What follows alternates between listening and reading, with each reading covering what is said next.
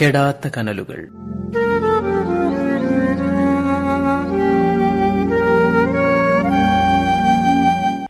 ആകാശവാണി കവരത്തി നിലയത്തിൻ്റെ കെടാത്ത കനലുകൾ എന്ന പരിപാടിയിലേക്ക് ഏവർക്കും സ്വാഗതം.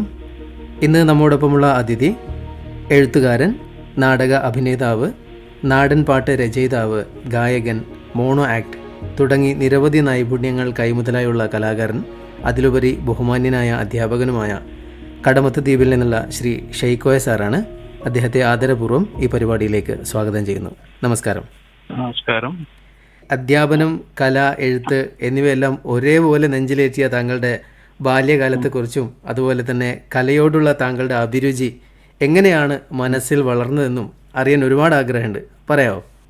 ഞാൻ സാധാരണ പോലെ ഒരു പാവപ്പെട്ട ഒരു കുടുംബത്തിൽ ജനിച്ചു വളർന്ന ആളാണ്. അപ്പോൾ അക്കാലത്ത് ഒരുപാട് അസൗകര്യങ്ങൾ ഉണ്ടായിരുന്നു. അപ്പോൾ അതിനെയൊക്കെ അതിജീവിച്ച് പഠിച്ചു വളർന്ന് SSLC ഒക്കെ പാസ്സായി. അമീനിയിലായിരുന്നു SSLC പഠിച്ചിരുന്നത്. അതിനുശേഷം കവരത്തിയിൽ വെച്ച് പ്രീ ഡിഗ്രി പഠിച്ചു. അത് പൂർത്തിയാക്കി. അതിൽ കംപ്ലീറ്റ് ചെയ്യാൻ കഴിഞ്ഞില്ല. അതിനുശേഷം എനിക്ക് ടീച്ചേഴ്സ് ട്രെയിനിങ്ങിൻ്റെ ഒരു കോഴ്സിനുള്ള അഡ്മിഷൻ കിട്ടി. അങ്ങനെ ഞാൻ കോഴിക്കോട്ട് പോയി. അവിടെ നിന്ന് പഠിച്ച് അത് കഴിഞ്ഞു വന്ന് അതിനിടയിൽ കുറേ കാലം എനിക്ക് ജോലിക്ക് വേണ്ടി കാത്തിരിക്കേണ്ടി വന്നു. അത് ഒരു വിഷയം അതിൽ നഷ്ടപ്പെട്ടതുകൊണ്ടാണ് എനിക്ക് അതിലൊരു ലക്ഷം താമസം നേരിട്ടത്. അപ്പം അതിനു മുമ്പ് തന്നെ ഈ അൺട്രെയിൻഡായിട്ട് ഒരു 3 വർഷം ജോലി ചെയ്യാനുള്ള അവസരം കിട്ടിയ അധ്യാപകനായിട്ട്. പിന്നെ 3 വർഷം കഴിഞ്ഞപ്പോൾ ജോലിയിൽ നിന്ന് പിരിച്ചുവിട്ടു. ഞങ്ങൾ ട്രെയിൻഡ് ആയിട്ടുള്ള ആൾക്കാർ വന്നതുകൊണ്ട് അവിടെ നിന്ന് പിരിച്ചുവിട്ടു. അങ്ങനെ 90-ൽ ഞാൻ പോസ്റ്റ് മാസ്റ്ററായിട്ട് വർക്ക് ചെയ്തു. അങ്ങനെ അത് 90 മുതൽ 97 വരെ അവിടെ കടമത്തലെ AD സബ് പോസ്റ്റ് മാസ്റ്ററായിട്ട് അവിടെ വർക്ക് ചെയ്തു. അതിനുശേഷം 97-ൽ അവിടെ നിന്ന് എനിക്ക് അഗ്രികൾച്ചർ ഹെഡ്മാനായിട്ട് ഒരു സ്ഥിരം നിയമനം കിട്ടി. അപ്പോൾ ഞാൻ ഇതിൽ നിന്ന് മാറി. പിന്നെ 98-ൽ നടന്ന ഒരു ഇന്റർവ്യൂവിൽ എനിക്ക് അധ്യാപകന്റെ പോസ്റ്റ് പെർമനന്റ് ആയിട്ട് കിട്ടി. അങ്ങനെ 98-ൽ ഞാൻ അധ്യാപന ജീവിതത്തിലേക്ക് കടന്നു. 98-ലാണ് അപ്പോൾ അധ്യാപന ജീവിതത്തിലേക്ക് കടക്കുന്നത്. അപ്പൊ ഇതിനിടയിൽ 10 വർഷത്തോളം ഞാൻ കാത്തിരിക്കേണ്ടി വന്നു. 84-ലാണ് ഞാൻ ഈ TTC കോഴ്സ് കംപ്ലീറ്റ് ചെയ്തത്. അപ്പൊ അന്നത്തെ സാഹചര്യത്തിൽ ഒരു വിഷയം എനിക്ക് നഷ്ടമായിരുന്നു. പക്ഷെ അന്നത്തെ സാഹചര്യത്തിൽ പരീക്ഷ എഴുതാനുള്ള ഒരു സൗകര്യം ഉണ്ടായിരുന്നില്ല. കാരണം നമ്മൾ ഇവിടുന്ന് ആ വിഷയത്തിന് വേണ്ടി അപ്ലൈ ചെയ്യുമ്പോൾ പരീക്ഷ എഴുതാൻ പോകുമ്പോഴത്തേക്ക് ചിലപ്പോൾ കപ്പൽ ഉണ്ടാവില്ല. ഇനി കപ്പൽ കിട്ടി അവിടെ എത്തുമ്പോഴത്തേക്ക് തന്നെ പരീക്ഷ കഴിഞ്ഞിരിക്കും. പരീക്ഷയ്ക്ക് ഫീസ് അടക്കുന്നത് തന്നെ അവിടെയുള്ള ഒരു അധ്യാപകനെ ഏർപ്പെടുത്തിയിട്ടാണ് ഫീസ് അടക്കുന്നത്. അവർ നമുക്കറിയില്ല എപ്പോഴാണ് ഫീസ് അടക്കുന്നതെന്നോ അങ്ങനത്തെ ഉള്ള വിവരങ്ങൾ അറിയാൻ കഴിയുമായിരുന്നില്ല അന്ന്. കാരണം വാർത്താവിതരണ സംവിധാനവും ഗതാഗത സംവിധാനവും ഒക്കെ അന്ന് പരിമിതമായിരുന്നു. കത്ത് മുഖേനയോ അല്ലെങ്കിൽ കാർഡ് വഴിയോ അതിന ദിവസം പരീക്ഷ ഉണ്ടാവും എന്ന് പറയും. ദ്വീപുകാർ എപ്പോഴും നേരിടുന്ന ഒരു പ്രയാസമാണ് യാത്രയുടെ പ്രശ്നം. അഗ്രികൾച്ചറിലും അതുപോലെ തന്നെ പോസ്റ്റ് മാസ്റ്ററായിട്ടൊക്കെ ജോലി ചെയ്യുന്നത് പുതിയ അറിവാണ്. അപ്പോൾ ഒരുപാട് മേഖലയിലൊക്കെ ജോലി ചെയ്ത് ഒരുപാട് അനുഭവങ്ങളുള്ള ആളാണ്. അതിനുശേഷമാണ് സാർ ഈ അധ്യാപന ജീവിതത്തിലേക്ക് എത്തുന്നത്. ഓക്കെ. അപ്പോൾ അധ്യാപന ജീവിതം എന്ന് പറഞ്ഞു കഴിഞ്ഞാൽ ഒരുപാട് തലമുറകളെ വാർത്തെടുക്കുന്ന ഒരാളാണ് ഒരു അധ്യാപകൻ എന്ന് പറയുന്നത്. ഈ ദീർഘകാലത്തെ അധ്യാപന ജീവിതത്തിൽ താങ്കൾക്ക് ഒരുപാട് അനുഭവങ്ങളും ഏറെ സന്തോഷവും സംതൃപ്തിയും നൽകുന്ന സന്ദർഭങ്ങളൊക്കെ ഉണ്ടായിട്ടുണ്ടാവും. അതൊക്കെ കുറിച്ചൊന്ന് പറയാമോ? അക്കാലത്തൊക്കെ നല്ല നല്ല അധ്യാപകർ, കേരളത്തിൽ നിന്നുള്ള അധ്യാപകരായിരുന്നു കൂടുതലും ഉണ്ടായിരുന്നത്. അപ്പോൾ നമുക്ക് ഈ അധ്യാപന ജീവിതത്തിൽ അവരുടെ ഒരു മാതൃക എപ്പോഴും നമുക്ക് കാണാൻ കഴിയും.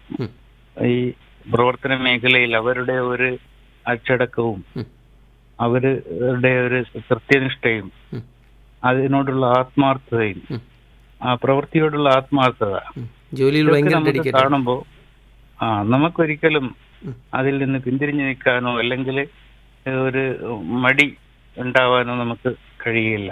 അപ്പൊ അവരോടൊപ്പം ചേർന്ന് നമ്മളും ഈ ഫീൽഡിലേക്ക് വളരെ ആത്മാർത്ഥമായിട്ട് തന്നെ അലിഞ്ഞു ചേരും. ഒരുപാട് അനുഭവങ്ങൾ ഉണ്ടാവും. അതിൽ മനസ്സിനെ തട്ടിയ ഒരു അനുഭവം പറയാമോ? മനസ്സിൽ തട്ടിയ അനുഭവം എന്ന് പറയുന്നത് അക്കാലത്തൊക്കെ ഈ കുട്ടികൾക്ക് ശിക്ഷ നൽകുന്നത് പ്രധാനമായിട്ടും അന്ന് ചൂരൽ പ്രയോഗം ഒക്കെ ഉണ്ടായിരുന്നു. അപ്പൊ അങ്ങനെയുള്ള ഒരു സമയത്ത് ഒരിക്കലും ഒരു ക്ലാസ്സിൽ എന്തോ പഠിപ്പിക്കുന്നതിനിടയിൽ ഏതോ ഒരു കുട്ടി ശ്രദ്ധിക്കാതെ മറ്റെന്തോ ഒരു പ്രവർത്തനത്തിൽ ഏർപ്പെട്ടുകൊണ്ടിരുന്നത് കണ്ടപ്പോ ഒരൽപ്പം ദേഷ്യം വന്ന് ഞാൻ ആ കുട്ടിയെ ഒന്ന് അടിക്കാൻ ശ്രമിച്ചു. പക്ഷെ അടിക്കാൻ ശ്രമിച്ചപ്പോ ഞാൻ ഈ വടി വീശിയതും ഈ കുട്ടിയുടെ ഒരു ഒഴിഞ്ഞു മാറാനുള്ള ഒരു ശ്രമവും, ഈ ശ്രമം ഉണ്ടായപ്പോ എന്റെ വടി ആ കുട്ടിയുടെ കണ്ണിലാണ് എത്തിയത്. അങ്ങനെ കുട്ടിയെ പിന്നെ ഞാൻ സമാധാനിപ്പിച്ചു. പക്ഷെ അടി കൊണ്ടില്ല, അടിക്കില്ല. അടിക്കുന്നതിന് മുമ്പേ തന്നെ ഈ വടി കുട്ടി പെട്ടെന്ന് എണീറ്റത് കൊണ്ടെന്തോ വടിയുടെ അറ്റം കുട്ടിയുടെ കണ്ണിലാണ് കൊണ്ടത്. കുട്ടിക്ക് ഭയങ്കര വേദനയായി. പിന്നെ കുട്ടിയെ ഞാൻ സമാധാനിപ്പിച്ച്. പക്ഷെ ഈ കാര്യം കുട്ടി പോയി വീട്ടില് ഇത് കണ്ടപ്പോ അവര് ചോദിച്ചു കാണുമല്ലോ, കുട്ടിയുടെ കണ്ണിലിപ്പം ചുവന്ന് കണ്ടപ്പോ വീട്ടുകാർ ചോദിച്ചു കാണും. അങ്ങനെ ചോദിച്ചപ്പോ കുട്ടി പറഞ്ഞു ഇങ്ങനെ ആണ് സംഭവിച്ചതെന്ന്, സാർ അടിച്ചതെന്നാണ് കുട്ടി പറഞ്ഞത്. അങ്ങനെ പിറ്റേ ദിവസം അത് ഹെഡ് മാസ്റ്റർ കംപ്ലൈന്റ് ആയി. പിന്നെ ആ കംപ്ലൈന്റ് ഹൈസ്കൂൾ ഹെഡ് മാസ്റ്റർ വരെ എത്തി. അങ്ങനെ കുറെ പ്രശ്നങ്ങൾ ഉണ്ടായി. പിന്നെ മാഷുമാർ തന്നെ പറഞ്ഞ്, ഹെഡ് മാസ്റ്റർ തന്നെ പറഞ്ഞ് അത് കോംപ്രമൈസ് ചെയ്തു. അങ്ങനെ ഒരു അനുഭവമുണ്ട്. ഇതിപ്പോൾ എന്തായാലും എന്താ പറയുക, അടികൊണ്ട വിദ്യാർത്ഥിയേക്കാൾ കൂടുതൽ മുറിവേൽക്കുന്നത് എപ്പോഴും ഈ അടിക്കാൻ അല്ലെങ്കിൽ ശകാരിക്കാൻ നന്നാവാൻ വേണ്ടിയിട്ട് ഇങ്ങനെ വടിയെടുക്കുന്ന അധ്യാപകരുടെ മനസ്സാണ്. അത് ശ്രോതാക്കൾക്ക് മനസ്സിലായിട്ടുണ്ടാവും. ഇത്ര കാലം കഴിഞ്ഞിട്ടും ഒരു അധ്യാപകന്റെ മനസ്സിൽ നിന്ന് ആ ഒരു വേദന മാറിയിട്ടുണ്ടാവില്ല. ഇന്നും ആ വേദന ഇന്നും എന്റെ മനസ്സിൽ ഉണ്ട്. അതെ അതെ, ഒരു അധ്യാപകൻ ആ കുട്ടിയെ കാണുമ്പോഴും എന്റെ മനസ്സിൽ എപ്പോഴും ഓർമ്മ വരുന്നതാണ്. കുട്ടിയെ ഇപ്പൊ അത് ഓർമ്മിക്കുന്നുണ്ടോന്നറിയില്ല. അതെ അതെ. പക്ഷെ എനിക്കിപ്പോഴും ആ കുട്ടിയെ കാണുമ്പോൾ എനിക്ക് ഈ ഓർമ്മ വരാറുണ്ട്. മനസ്സിൽ എപ്പോഴും ആ ഓർമ്മ ഉണ്ടാവാറുണ്ട്. ഇങ്ങനെ ഒരു അബദ്ധത്തില് കുറേ ദിവസം കുട്ടി വേദന അനുഭവിക്കുന്നു വന്നു. അതെ, ഒരിക്കലും ഒരു അധ്യാപകൻ അങ്ങനെ ചെയ്യില്ല. അങ്ങനെ അബദ്ധത്തിൽ എത്തിയതാണ്. എന്നാലും ആ അധ്യാപകന്റെ മനസ്സിലെ നീറ്റിൽ ഇപ്പോൾ സാറിന്റെ വാക്കുകളിൽ നമുക്ക് വായിച്ചെടുക്കാൻ പറ്റുന്നുണ്ട്. സാറ് മലയാളമായിരുന്നു അല്ലേ? മലയാള അധ്യാപകനായിരുന്നു അല്ലേ? മലയാളം അല്ല, ഞാൻ എല്ലാ വിഷയവും പഠിപ്പിക്കുന്ന ആളാണ്. പക്ഷെ ആദ്യകാലങ്ങളിൽ ഞാൻ കണക്കായിരുന്നു പഠിപ്പിച്ചിരുന്നത്. പിന്നെ കുറെ ഇങ്ങോട്ട് വന്നപ്പോ ഞാൻ മലയാളം 1-2 ക്ലാസ് അറ്റൻഡ് ചെയ്ത് കഴിഞ്ഞപ്പോ ടീച്ചേഴ്സ് തന്നെ എന്നെ നിർബന്ധിച്ച മലയാളം ക്ലാസ് തന്നെ എടുക്കണം എന്നുള്ള ഒരു ഇതിലേക്ക് വന്നു. കലാകാരൻ എന്നുള്ള നിലയിലും അതുപോലെ തന്നെ ഒരു നല്ല പാട്ടുകാരൻ എന്നൊക്കെ നിലയിൽ കുട്ടികളെ പഠിപ്പിക്കുമ്പോൾ, അതായത് ഈ നാടൻ പാട്ട്, മോണോ ആക്ട് തുടങ്ങിയ എന്താ പറയുക കലാവിരുതുകളൊക്കെ ഈ അധ്യാപനത്തെ കൂടുതൽ രസകരമാക്കാൻ സഹായിച്ചിട്ടുണ്ടോ?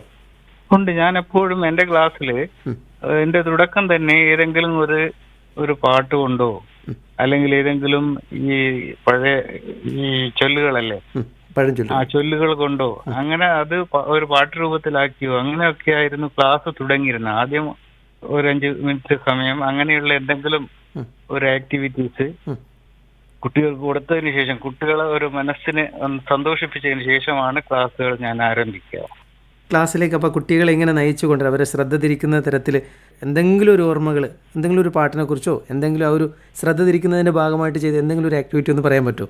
ഈ ചൊല്ലുകൾ ചേർത്ത് ചില പാട്ടുകൾ പാടാറുണ്ട്.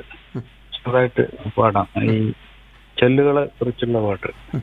താനാരോ തന്നാരോ താനാരോ തന്നാരോ താനാരോ തന്നാരോ താനാരോ തന്നാരോ ബദവിയുമ്മേ പുൽപ്പുരയിൽ 2 കോളി മുട്ടയിട്ട് മുട്ട കണ്ട് 2 മക്ക മുട്ട കൊണ്ടേ തോട്ടിലിട്ട് ചൂട്ടിരിപ്പാൻ പോയ മക്ക കണ്ടെടുത്ത് ചുട്ട് തിന്ന് താനാരോ തന്നാരോ താനാരോ തന്നാരോ താനാരോ തന്നാരോ താനാരോ തന്നാരോ കടപ്പുറത്ത് കീക്കരയിൽ 2 അലകം പൂന്ന് പണ്ണ് താനാരോ തന്നാരോ താനാരോ തന്നാരോ പിരയും ചോന്ന് തൊണ്ണക്കൊമ്പ് പാറമേലുണ്ടുരുണ്ട് വീണ് താനാരോ തന്നാരോ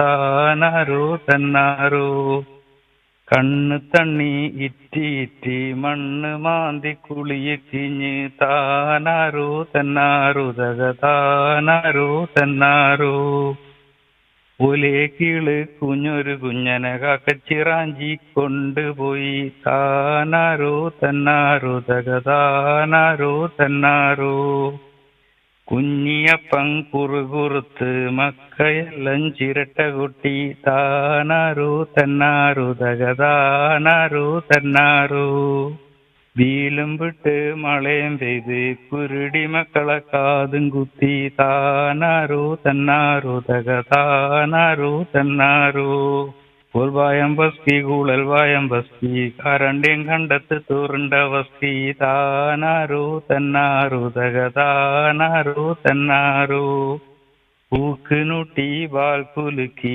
ഭൂമിയെല്ലാം കുലുകുലുങ്ങി താനാരോ തന്നാരോ തകതാനാരോ തന്നാരോ ചുചു ചുചു ചുണ്ടങ്ങ ഒരു ചുണ്ട് മറിഞ്ഞേ നാരങ്ങ ചൂ ചുണ്ടങ്ങ ഒരു ചുണ്ട് മുറിഞ്ഞേ നാരങ്ങ താനാരോ തന്നാരോ തകതാനാരോ തന്നാരോ താനാരോ തന്നാരോ തകതാനാരോ തന്നാരോ.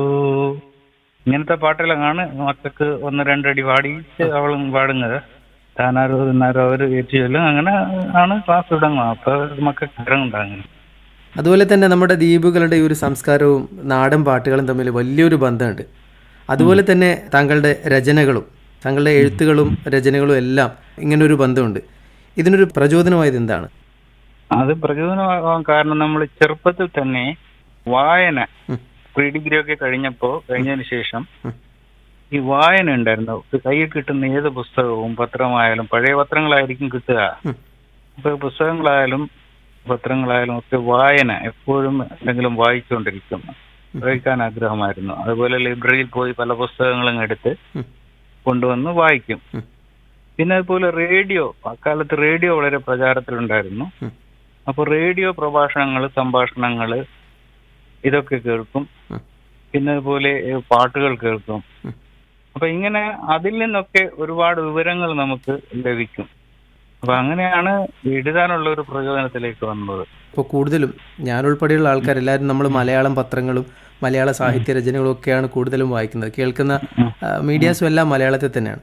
പക്ഷെ അതൊക്കെ കേൾക്കുകയും സ്വന്തം നാടിൻ്റെ ഒരു ശൈലിയിൽ സ്വന്തം നാടിൻ്റെ മണമുള്ള രചനകൾ സൃഷ്ടിക്കുകയും ചെയ്യുമ്പോൾ അത് വേറൊരു തലത്തിലേക്കാണ് പോകുന്നത്. സാറിൻ്റെ എല്ലാ എഴുത്തുകളും ഞാൻ കേട്ടിട്ടുണ്ട്. ആകാശവാണിയിലൂടെ പ്രക്ഷേപണം ചെയ്ത ഒരു കഥ ഈ പേരുകളെ ബേസ് ചെയ്തുകൊണ്ട് ഒരു അന്വേഷണം നടത്തുന്നതായിട്ട് കണ്ടിട്ടുണ്ട്.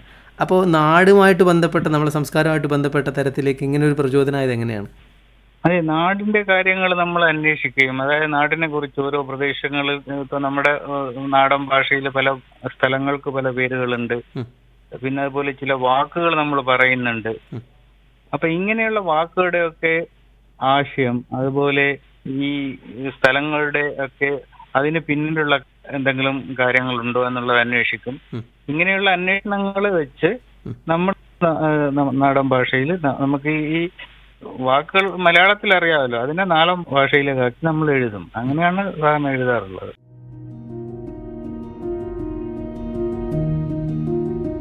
കെടാത്ത കനലുകൾ എന്ന പരിപാടിയിലൂടെ ഇതുവരെ കേട്ടത് റിട്ടയർഡ് അധ്യാപകനും കലാകാരനുമായ കടമത്ത് ദ്വീപിലെ ശ്രീ ഷെയ്ക്കോയ മാസ്റ്റർ പങ്കുവച്ച വിശേഷങ്ങളാണ്.